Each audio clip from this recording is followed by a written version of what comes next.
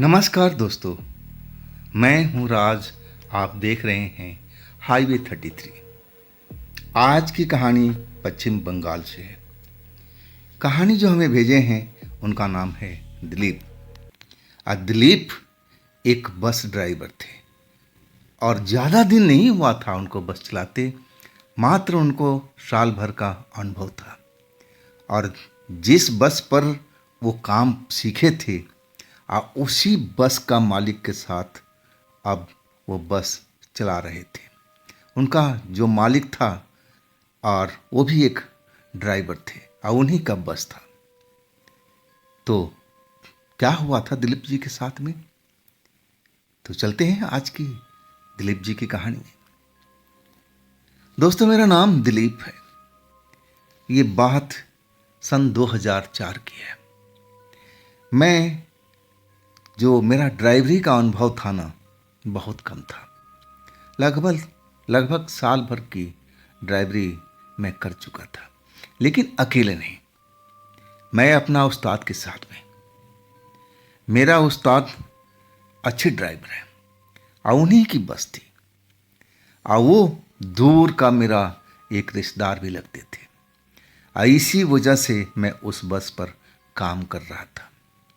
और वो जो मेरे उस्ताद थे ना, दूर के रिश्तेदार तो लगते थे लेकिन थे बड़ा सख्त किस्म का इंसान। वो छोटी छोटी बात पर भी भड़क जाते थे, गुस्सा हो जाते थे और मैं बिल्कुल खामोश रह जाता था, डर जाता था उनसे। आखिर वो मेरे उस्ताद तो थे, उन्हीं के वजह से तो मैं आज बस ड्राइवर बना हूँ। तो उनका हर कहना तो मानना ही चाहिए, यही तो मेरा फर्ज था। और वो जो मेरे उस्ताद थे ना, बड़े काबिल लोग थे। बस तो उनका कभी खाली होता ही नहीं था, कोई ना कोई काम धंधा तलाश कर ही लेते थे। कभी स्कूल का कोई पार्टी का कार्यक्रम हो, कहीं टूर पर जाना हो, और कभी किसी का बारात हो, कोई ना कोई उनको काम मिलता रहता था और एक तरह से काम में बड़ा मगन रहते थे और मुझे भी सिखाते थे। जो जो उनमें खूबी थी, कहते थे कि दिलीप सब सीख ले, चल कर तेरे आगे काम आएगा। तू मेरा रिश्तेदार का लड़का है, इसलिए मैं तुझे सब कुछ सिखा रहा हूँ। दूसरा कोई और होता तो मुझे क्या फ़र्क पड़ता, सीखे ना सीखे तेरी मर्जी।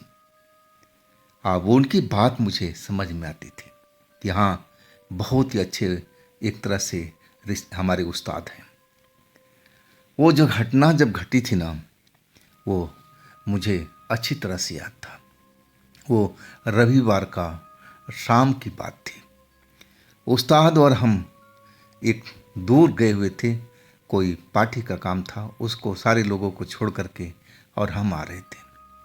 आज सुबह में एक स्कूल का बच्चे का अब प्रोग्राम था कहीं घूमने फिरने का, और वहाँ पर 6 बजे अब बस हमें लगा देनी थी, ताकि जो बच्चे हैं वो तो वक्त पे पहुँच जाएंगे, कहीं हम लोग लेट ना हो जाए।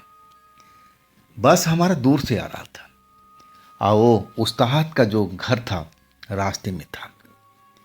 और उस्ताद कहे कि दिलीप एक काम कर, मैं अपने घर पर उतर जाता हूँ और तेरे को मैं सुबह मिलता हूँ और तू उस स्कूल के पास जो चौराहा है और वहाँ पर तू जा कर के बस लगा देना। स्कूल के अंदर जाने की ज़रूरत नहीं है, तो चौराहे पर बस लगा देना रोड के किनारे, और मैं सुबह तक आ जाऊँगा, समय पर आ जाऊँगा। और मैं अब उस्ताद की कहना मानना ही पड़ता। और फिर उस्ताद अपने गांव में उतर गए थे और मैं बस चलाता हुआ अब उस जगह पर पहुंच गया था जहां उस्ताद ने बताया था कि इस चौराहे पर तुम्हें बस लगा देना है, और वहां से करीब करीब 500-600 मीटर की दूरी पर स्कूल था। हालांकि मैं उस जगह पर पहली बार आया था, मुझे ज़्यादा कुछ उस जगह के बारे में पता नहीं था, लेकिन जो उस्ताद ने बताया, क्योंकि हम लोग उस रोड से कभी कभी आते जाते रहते थे, तो इतना तो मुझे समझा दिया था कि जो चौराहा आएगा और वहाँ पर देखना एक मंदिर भी होगा। लंबा सा मंदिर है, ऊंचा सा मंदिर है, और वही समझ ले कि वही चौराहा है। वहाँ पर जहाँ तेरे को जगह मिलेगा और साइड में बस लगा देना, और मैं सुबह में आ जाऊँगा।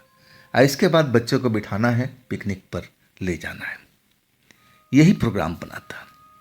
और मैं जब उस जगह पर पहुँचा ना, तो मुझे वहाँ कोई मंदिर वंदिर दिखाई नहीं दिया।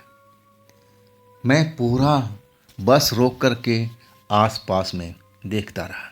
अब रात ज़्यादा हो चुकी थी, तो जो भी वहाँ पर दुकान लगा रखे थे लोग, आज सब दुकान बंद हो चुकी थी। रोड पर अब एक भी दुकान खुली नज़र नहीं आ रही थी। हालांकि वहाँ पर ज़्यादा दुकानें नहीं थी, गिनती की दुकान थी, 4-5 दुकान होंगी उस जगह पर, और सबकी सब बंद थी। लेकिन मंदिर मुझे, जैसा उस्ताद ने बताया था कि वहाँ पर एक ऊंचा सा मंदिर है, लंबा सा, ऊंचा सा, लेकिन मुझे वो मंदिर दिखाई नहीं पड़ा। आस्थान जगह जो थी उस्ताद के बताए अनुसार ही थी, और मुझे लगा कि यही जगह है।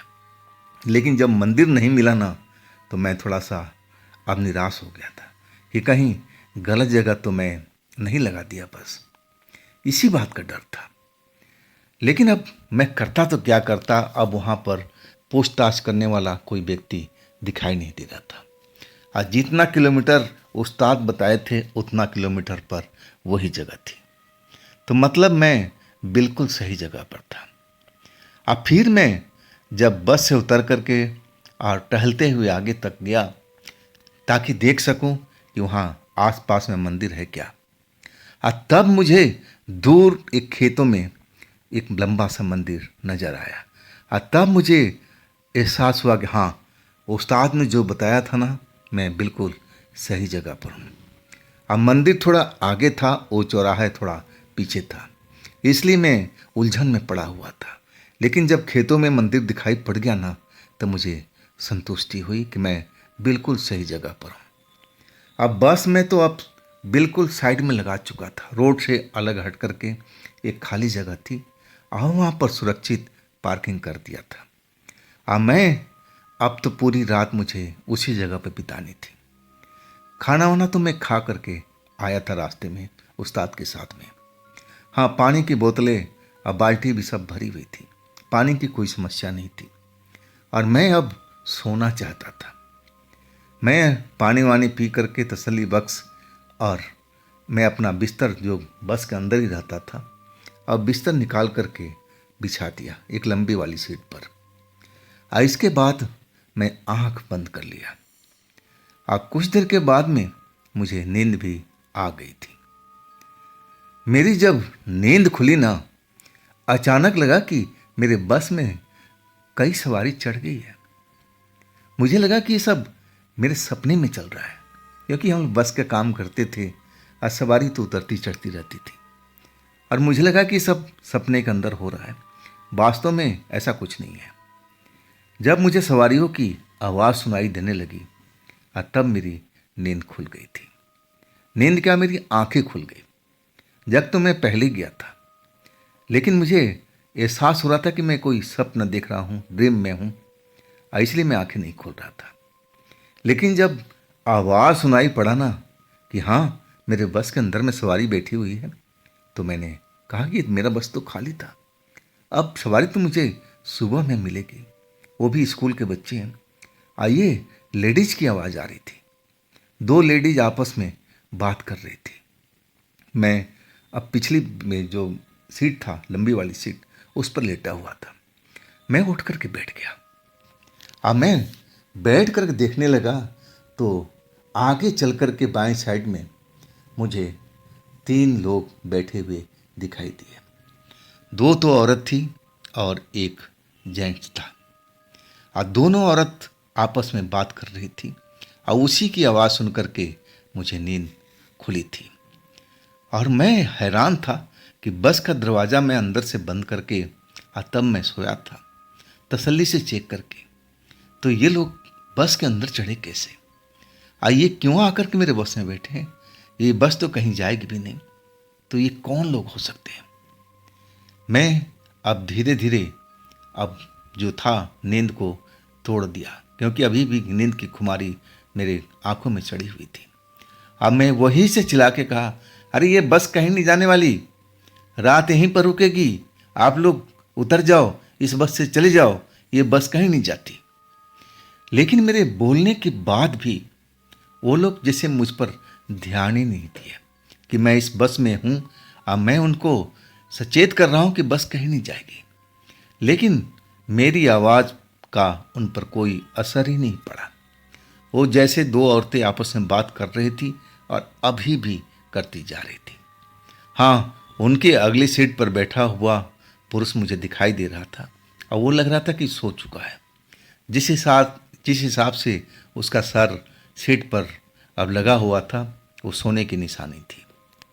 मुझे बड़ा आश्चर्य लगा कि मैं इतनी जोर से चिल्ला चिल्ला करके बोल रहा हूँ और वो दोनों औरतें और वो पुरुष मेरी बात को क्यों नहीं सुन रहे। और तब मैं उठ करके खड़ा हुआ, मैं चलता हुआ उनके सीट के पास पहुंचा।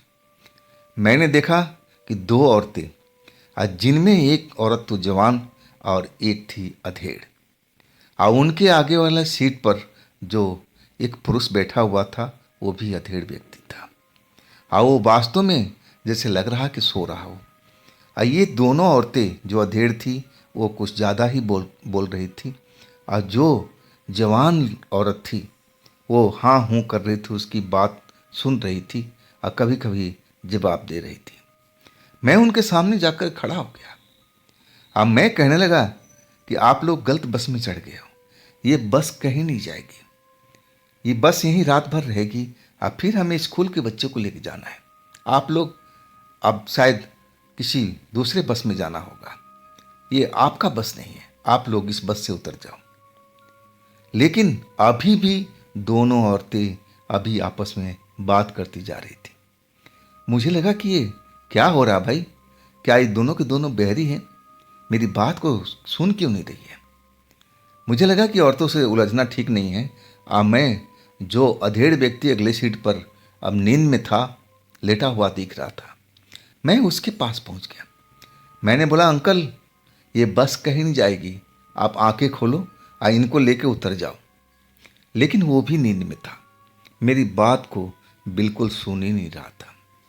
और तब मुझे उसका कंधा पकड़ करके हिलाना पड़ा, और जैसे ही मैंने कंधा उसका हिलाया वो हड़बड़ा करके उठा और मेरी तरफ अपनी आंखें बड़ी बड़ी खोल दिया। मैं उसकी आंखें देख के एकदम घबरा सा गया था। इतनी डरावनी आंखें उसकी थी कि मुझे तो लगा कि वाकई में मेरी चीख निकल जाएगी। बाहर मोटी मोटी आंखें निकली पड़ी थी। देखने में मैंने ऐसी आंखें कभी जिंदगी में नहीं देखी थी। और वो मेरी तरफ अब खा जाने वाली दृष्टि से देख रहा था और भारी आवाज में बोला, तूने मुझे क्यों उठाया, मैं तो अच्छा भला नींद में सो रहा था, तुझे इसकी अब सजा मिलेगी। मैं बड़ा आश्चर्य में था। एक तो उसकी आंखें अजीब थी और ऊपर से मेरी बस में सवार है और मुझे कह रहा था कि तुमने क्यों उठाया, इसकी तुम्हें सजा मिलेगी, तेरे बाप का बस है। मैं ऐसे ही छूटते बोला, ये बस मेरे उस्ताद का है और तुम लोग यहाँ से निकल लो आराम से। तब से मैं बड़े आराम से आप लोगों को बोल रहा हूँ, लेकिन ना तो ये लेडी सुन रही हैं और ना तुम। और तुम उठे हो तो मुझे ही धमकाते रहे हो। ये मेरा बस है, मेरे उस्ताद का है। अब कृपया करके आप लोग जल्दी से निकल जाओ, इसी में आपकी भलाई है। लेकिन जो औरतें अब बात कर रही थी ना आपस में, और जैसे ही मेरे उस अधेड़ व्यक्ति से झगड़ा हुआ, वो औरतें दोनों उठकर खड़ी हो गई और जल्दी से आकर के जो जवान लड़की थी उसने तो मेरे को पीछे से पकड़ लिया, कमर से पकड़ लिया। और वो जो अधेड़ व्यक्ति थी, अधेड़ औरत थी, अब मेरे सामने आके खड़ी हो गई थी। और उसका चेहरा भी जो मुझे अब बड़ा ही भयानक दिख रहा था। बड़ी बड़ी उसकी भी आंखें जैसे उस पुरुष की थी वैसे मुझे अब दिखाई देने लगी थी।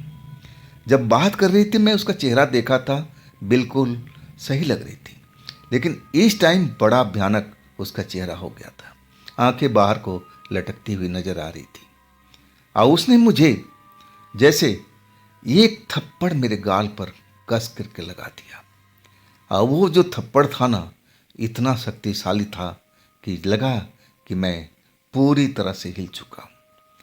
सन्नाटा, जैसे कानों में सीटियाँ सी बजने लगी हो, ऐसा मुझे महसूस हुआ। इसके बाद मेरा होश तो खो चुका था। मैं अंधेरे की दुनिया में खोता चला गया था। मुझे जब होश आया ना, तो मैं जमीन पर पड़ा हुआ था। वो मेरी बस नहीं थी। वो लग रहा था कि उखड़ खाबड़ जमीन का एरिया है, कहीं पत्थर है, कहीं झाड़ी है। आप मेरी बस गई तो कहाँ गई? मैं अब होश में आ चुका था। अब मैं देख रहा हूं तो मुझे खुला आसमान नजर आया। बिल्कुल टिमटिमाते हुए तारे आसमान में नजर आ रहे थे, और मैं अपने आप को देखा खुले आसमान की अब नीचे, और देख रहा हूं कि बस जंगल झाड़ी यहाँ पड़ा हुआ है। मैं तो जमीन पर लेटा हुआ हूँ। मेरी बस कहाँ गई भाई? अगर उस्ताद को पता चला कि मैं बस छोड़कर कहीं चला गया हूं तो मेरी तो खैर ही नहीं। तब तक मैं पूरे होश में आ चुका था।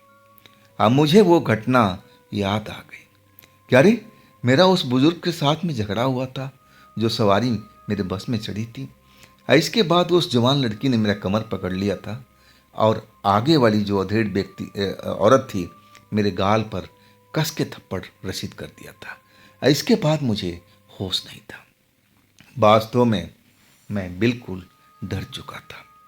मैं उठ करके खड़ा हो गया। मैं देखा तो मुझे समझ में नहीं आ रहा था कि मैं हूं कहां पर। सब एक जैसे एरिया दिख रहा था, जंगल जंगल, पेड़ पौधे, और ना तो मेरा बस दिखाई दे रहा था, ना रोड पर पता चल रहा था कि रोड है तो कहां पर, मैं किस जगह पर हूं। मुझे कुछ भी समझ में नहीं आ रहा था। तभी हलचल शुरू हो गई वहां पर। मैं देखा कि वही जवान जो औरत थी अब मेरी तरफ ना जाने कहां से बढ़ती चली आ रही थी। किधर से आई मुझे पता भी नहीं चला। और जैसे ही मेरे पास में पहुंची, मैं उसको देख करके पहचान चुका था। यही तो मेरी बस की सवारी थी, और इसने तो मेरा ही कमर पकड़ा था। मुझे गुस्सा अब आ गया था। मैं उस जवान महिला को बोला कि तुमने मेरे साथ में क्या किया? आज तुमने मुझे कहाँ लाके पटक दिया? ये कौन सी जगह है? मैं हूँ कहाँ पर? मेरा बस कहाँ पर है? मैं ऐसे ही सवाल उस ज्योति से करने लगा। मेरी बात सुन करके वो जो जवान लड़की थी, अब वो चिल्लाने लगी जैसे किसी को बुला रही हो। अब कुछ ही देर में वही औरत जो मेरे गाल पर कस करके और थप्पड़ रसीद किया था, वो मेरे सामने आके खड़ी हो गई, दोनों की दोनों। वो जवान और जो लड़की थी कहने लगी, इसका क्या करना है? तब वो अधेड़ जो थी कि रुक जा, अभी हम इसका फैसला कर लेंगे, इसको बस ध्यान रख के भागे नहीं। तब वो जवान लड़की कहने लगी, ये कहीं भागेगा नहीं, ये कहीं नहीं जा सकता है, इसको मैंने बांध रखा है। लेकिन मेरा हाथ खुले हुए थे, मेरा पैर खुला हुआ था, मैं तो भाग सकता था। लेकिन ये जवान लड़की कह रही थी कि मैं बंधा हुआ हूं। ऐसा कहाँ है? मैं अपने आप को देख रहा था। और तब तक दोनों के दोनों लोग एक झाड़ियों की तरफ चले गए। मैं अपने आप को अब आजाद महसूस कर रहा था। मुझे लगने लगा कि मैं किसी गिरोह का चक्कर में फंस गया हूँ। ये गिरोह ना जाने मेरे साथ में क्या करने वाला है। मुझे इस जगह से अब निकल जाना चाहिए। और वही मैं करने लगा। मैं झाड़ियों से बीच में से दौड़ने लगा।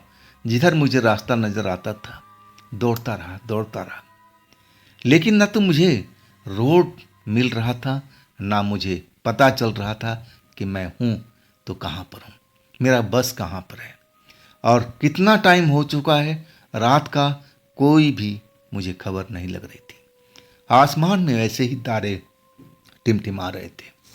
मैं जी जान लगा करके दौड़ते जा रहा था। मुझे लग रहा था कि मैं घंटा भर से ऊपर दौड़ चुका हूं, मैं पसीने पसीने हो चुका हूं। लेकिन मुझे उस जगह से लग रहा है कि मैं गोल गोल घूम रहा हूं। जहां से मैं शुरुआत करता हूं और फिर उसी जगह पर मैं आ जाता हूं। ऐसा मुझे प्रतीत हो रहा था। और तब मुझे लगा कि मैं किसी भूल भुलैया में फंस चुका हूँ। अब वास्तव में वो लड़की कह रही है कि मैं इसको बांध चुका हूँ। तो क्या ये मेरे साथ में कोई जादू टोना कुछ ऐसा तो इन लोगों ने नहीं किया है। पहली बार मुझे भूत प्रेत का एहसास हुआ कि कहीं मैं भूत प्रेत के चंगुल में तो नहीं फंस चुका हूँ, क्योंकि उनकी आंखें जो अधेड़ व्यक्ति की थी वो भी अजीब थी, और उस अधेड़ औरत का भी आंखें वैसी थी। हाँ, उस ज्योति जो थी, जो लड़की थी, उसकी आंखें इंसान की तरह थी। मैं अपने आप को बोलता था कि ऐसा नहीं हो सकता है, ये भूत नहीं हो सकते। अगर भूत होते तो तीनों के तीनों एक जैसे होते, लेकिन लड़की की आंखें बिल्कुल जो इंसान की तरह थी वैसे ही नजर आ रही थी, और ये दोनों लोग का अलग था। इसलिए मुझे थोड़ा संदेह भी हो रहा था, और मैं अभी भी भाग रहा था, उस जगह से निकलने की कोशिश कर रहा था, लेकिन मैं निकल नहीं पा रहा था। जहाँ से शुरू करता मुझे लग रहा था कि मैं आस पास में भटकते हुए दौड़ते हुए और फिर उसी जगह पर आ जाता हूँ। आसमान में वैसे कि वैसे ही अब तारे दिखाई दे रहे थे। समय कितना हुआ मुझे कोई पता नहीं चल रहा था। आखिरकार मैं इतना थक चुका था कि एक जगह पर मुझे बैठना पड़ गया। एक पेड़ था, पेड़ के नीचे मैं बैठ गया और लंबी लंबी सांसें लेने लगा था। मैं बिल्कुल थका हुआ था, सांसें मेरी तेज तेज चल रही थी, और अचानक तीनों के तीनों जो बस के सवारी थे मेरे सामने में आ गए। वह अधेड़ व्यक्ति का आंखें वैसे की वैसे दिखाई दे रही थी, और उसके साथ अब वो औरत भी थी जो मुझे थप्पड़ रचित किया था। उसकी भी आंखें वैसी बड़ी बड़ी बाहर की तरफ निकलती हुई दिखाई दे रही थी, लेकिन जो जवान लड़की थी ना, वो बिल्कुल मनुष्य की तरह दिख रही थी, उसमें कोई बदलाव नहीं था। वो अधेड़ व्यक्ति कह रहा था कि ये तो बहुत भाग चुका है, ये तो निकलना चाह रहा था यहाँ से। अब मुझे कहने लगा कि एक बार और दौड़ के देख लो, शायद तुम निकल पाओगे। और तब वो जो लड़की थी हंसते हुए कहने लगी, ये कहाँ भाग सकता है, इसको तो मैंने बांध रखा है, ये कभी जिंदगी में यहाँ से निकल नहीं पाएगा जब तक मैं ना चाहूँगी। अब फिर वो अधेड़ व्यक्ति मुझे धमकाते हुए कहने लगा कि तुम यहाँ पर यहीं सी जगह पर लेटे रहो, अभी हमने फैसला नहीं किया है कि तुम्हारे साथ में क्या करना है। तुम यहाँ से भागने की कोशिश ही मत करना, ना तुम भाग पाओगे ना कहीं जा पाओगे।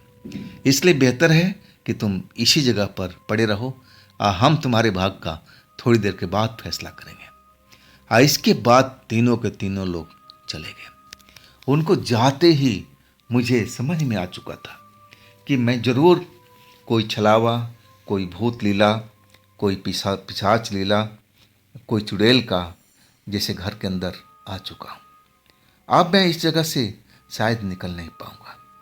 ये लोग ना जाने मेरे भविष्य का क्या फैसला कर रहे हैं, मेरे साथ में क्या करेंगे, कुछ भी समझ में नहीं आ रहा था। मैं बहुत घबरा चुका था। मैं अब सोच रहा था कि मैं इस जगह से कैसे निकल पाऊंगा, क्या अपने परिवार के साथ कभी मिल पाऊंगा, क्या मैं अपने बस में जा पाऊंगा, फिर से ड्राइवरी कर पाऊंगा, यही सब सोच रहा था।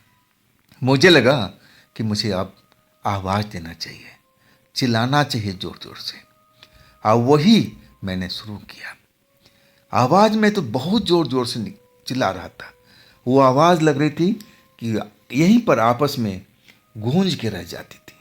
मुझे आवाज़ का रिफ्लेक्शन महसूस होता था, और आवाज़ घूम फिर कर मेरे कानों में ही पड़ती थी।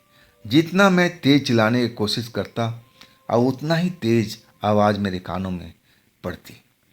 तब मुझे समझ में आ गया कि मैं किसी भूतिया जाल में फंसा हुआ हूँ। अब यहाँ से मैं कभी भी निकल नहीं पाऊँगा। शायद ये लोग मुझे मार डालेंगे और मेरी आत्मा को निकाल देंगे मेरे शरीर से, और शायद अपने पास में रख के। मैंने ऐसा ही कुछ भूतों के बारे में सुना था। अब मुझे यही लग रहा था कि मेरे साथ यही होना है। लेकिन जब मैं चिल्लाता रहा तो वो जवान लड़की अब मेरी तरफ आती हुई दिखाई दी। अब मेरे नज़दीक पहुंच करके अब तो वो मुझे मौत की तरह दिख रही थी। वो मुस्कुरा रही थी मुझे देख करके। अब मुझे लग रहा था कि मेरी मौत खड़ी खड़ी मुस्कुरा रही है। कुछ ही देर में मेरा काम तमाम हो जाएगा। तब वो लड़की मेरे पास में आई। कहने लगी, चिल्ला लिए, हो गया, अब शक्ति नहीं है, और जोर जोर से चिल्लाओ। तुम्हारी आवाज़ तुम्हारी कानों में ही आएगी, कहीं बाहर नहीं जा सकती। अब मैं और आश्चर्य में था कि ये कौन सा जादू है भाई। मैं ना तो यहाँ से निकल पा रहा हूँ, अब मैं चिल्ला रहा हूँ तो मेरी आवाज़ मुझे ही कई गुना बेशी होकर के, ज़्यादा होकर के मेरे कानों में आ रही है। और मैं उस लड़की के आगे हाथ जोड़ लिया कि मैडम, आप जो भी हो, आप मुझे छोड़ दीजिए। मैंने आपका कोई बिगाड़ा नहीं हूँ, मैं तो बस में था। अब मुझे लगा कि आप गलत बस में बैठ गए, और तभी मैंने आपको उतारने की कोशिश किया था। वो लड़की कहने लगी, यही तो तूने गलती किया। अगर तुम हमसे जवाब सवाल नहीं करते, ना उलझते, ना कोई ऐसा बर्ताव करते, तो हम तो तुम्हें देखते भी नहीं। हम कुछ देर जरूर उस बस में बैठे भी थे, अब फिर हम लोग निकल जाते, तुम्हें कोई नुकसान भी नहीं पहुंचाता। लेकिन तूने तो बहुत भारी गलती कर दिया। मैं तो तुम्हें बख्श भी दूं, लेकिन वो दोनों लोग तुम्हें बख्शेंगे नहीं। उनका इरादा मैं तुम्हें बताने आ गई हूं, वो तुम्हें मार देंगे, तुम यहां से जिंदा निकल नहीं पाओगे। मैं उस लड़की को देख रहा था, वो मुझे डरा रही थी। मुझे ऐसा महसूस हो रहा था कि अब शायद वो मुझे डरा कर मारना चाहती है। मेरा मौत तो ऐसे ही डर के कारण हो जाएगा। और तब मैंने हाथ जोड़ करके प्रार्थना करने लगा कि मैडम, मुझे आप बचा लीजिए, आप जो कहोगी मैं करने के लिए तैयार हूँ। आप मेरे बस में हमेशा आप सवारी कर सकती हो, बिना पैसा का। जब आपकी इच्छा हो हमारी बस में आ जाइएगा। लड़की अब मुस्कुराने लगी, कहने लगी, इसकी जरूरत नहीं है, हमें कोई पैसा नहीं लेता, हम तो मुफ्त की सवारी करते रहते हैं। हाँ, अगर तू जिंदा चाहता है तो मैं जो कहूँगी करेगा। मैंने तो यही मौका देखा कि हाँ सही है। मैंने बोला, मैडम बिल्कुल करूँगा, मेरी जान बख्श दो, इसके बदले में जो चाहोगी मैं करने के लिए तैयार हूँ। वो लड़की मुस्कुराती रही। अब फिर बोली कि देखो, बदल मत जाना, नहीं तो मैं तुम्हें बचा नहीं पाऊंगी। अब फिर मैंने कहा कि नहीं नहीं, जो आप करना चाहो मेरे साथ कर सकती हो, बशर्ते कि मेरी जान बच जाए। मुझे अपने घर भी जाना है, मैं अपनी माँ के पास भी रहना है, उनकी देखभाल भी करना है। मैं उनका इकलौता बेटा हूँ। अगर मैं मर गया तो मेरी माँ का क्या होगा, मेरे बूढ़े बाप का क्या होगा। आप इतना तो समझ सकती हैं। अब वो लड़की कहने लगी, मैं सब समझती हूँ, लेकिन जो तुमने गलती किया उसका सजा तो तुम्हें भुगतना ही पड़ेगा। अब देखो, देर मत करो और मेरे पीछे पीछे आ जाओ।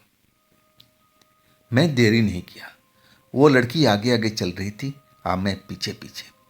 लड़की का स्पीड बहुत तेज था, लेकिन मैं उस जंगल एरिया में संभल संभल कर चल रहा था, और लड़की को लग रहा था कि सब उसका रास्ता बिल्कुल देखा हुआ है, हर एक जगह उसकी जानी पहचानी है।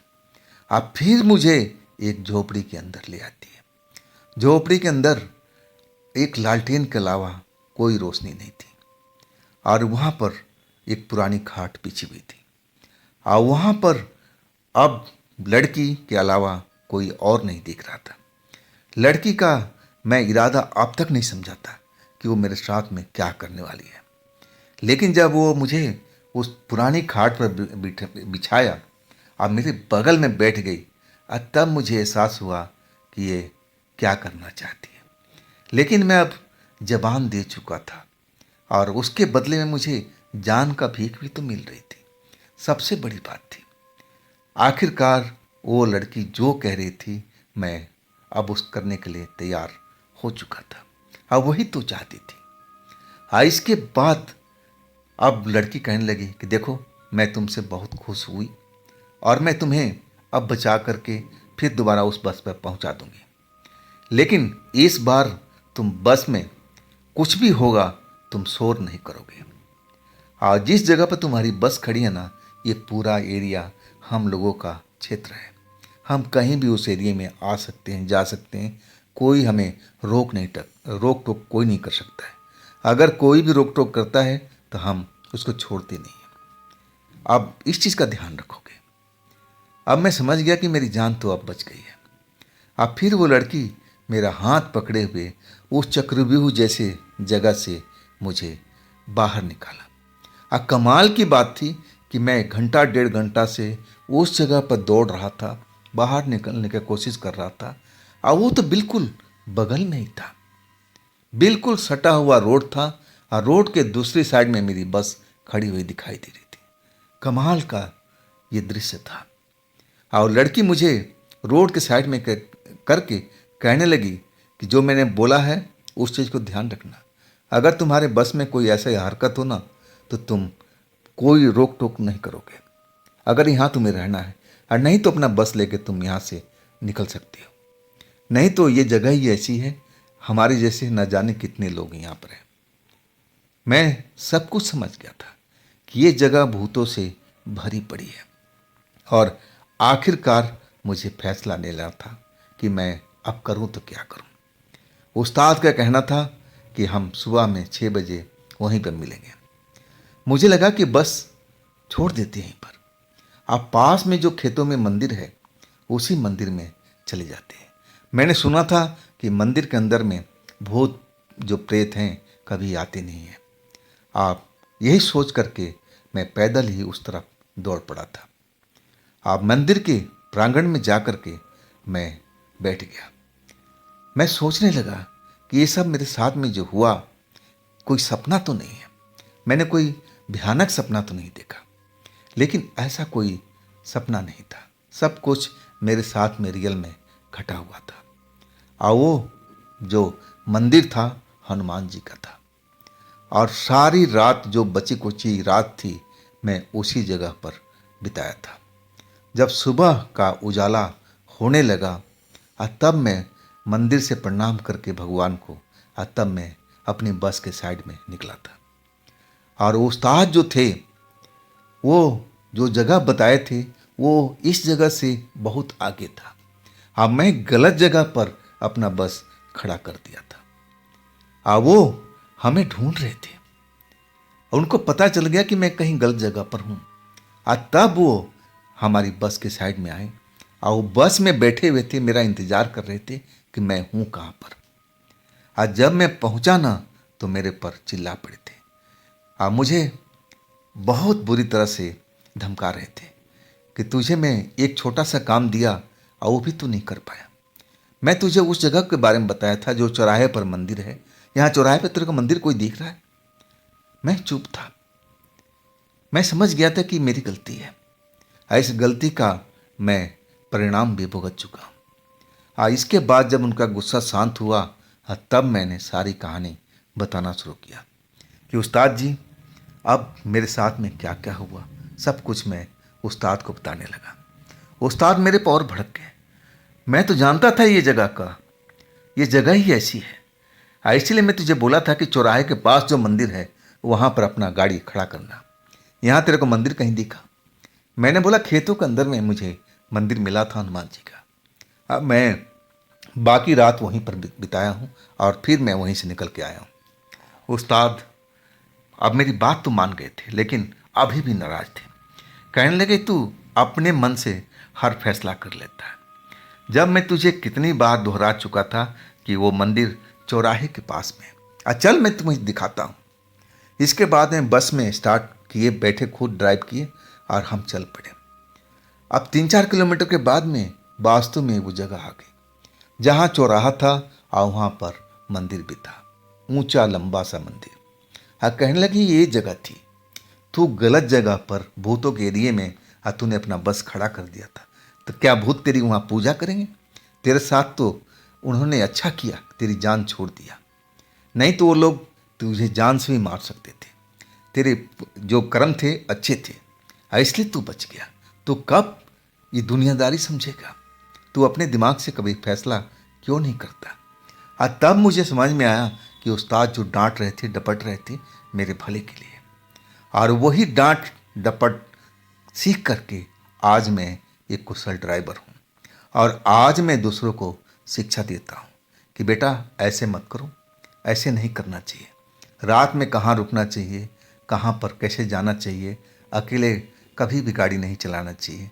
और मैं तरह तरह का आप लोगों को बताता रहता था, जो भी हमारे बस में जो सीखने के लिए आते थे। लेकिन मेरे जो उस्ताद का कहना था ना कि कभी भी तुझे डर लगे ना तो कुछ ना दिखाई पड़े, हनुमान चालीसा तेरे मन में होना चाहिए। और तू हनुमान चालीसा जहाँ पढ़ना शुरू कर देगा ना तो भूत अपने आप भाग जाते हैं। तो उस टाइम तो मुझे इस बात का पता ही नहीं था। लेकिन अब मैं अपने जो लड़के आते हैं सीखने के लिए कंडक्टर, मैं उनको बताता रहता हूँ कि बेटा डर लगे ना तुम्हें तो हनुमान चालीसा का पढ़ लिया करो। इस घटना को तो काफ़ी साल अब हो चुका है, लेकिन ये घटना लगता है कि जैसे कल ही मेरे साथ में घटा हो। उस लड़की का और उस औरत की जो आंखें थी आज भी मैं भूल नहीं पाता हूँ। वो लड़की देखने में बिल्कुल सामान्य थी और कहीं से भी नहीं लगती थी कि कोई भूत प्रेत है। ना तो उसके पैर उल्टे थे, ना वो हवा में चलती थी, बिल्कुल इंसान की तरह। तो क्या वो इंसान ही थी या फिर कोई आत्मा या कोई चुड़ैल? मुझे उन दोनों लोगों पर तो जरूर शक था जिनकी आंखें बड़ी बड़ी बाहर की तरफ निकली हुई थी। लेकिन उस लड़की के ऊपर मुझे आज भी संदेह होता है कि वो भूत नहीं, वो जीती जागती एक लड़की थी, एक औरत थी, जिसके साथ मैंने रात बिताया था। तो दोस्तों, ये थी दिलीप जी की अपनी कहानी। अगर आपके पास भी ऐसी कोई घटना है जो आप मुझे बताना चाहते हैं तो आप मुझे इंस्टाग्राम पर या मेरे व्हाट्सएप नंबर पर अपनी घटना को आप शेयर कर सकते हैं। दोस्तों, ये भी चैनल आप ही का है, तो इसको भी अपना प्यार दीजिए ना, लाइक कीजिए, सब्सक्राइब कीजिए, शेयर कीजिए। और फिर हम मिलते हैं अगले रोज एक नई घटना, एक नई कहानी के साथ में। आप लोग अपना ख्याल रखिएगा। नमस्कार।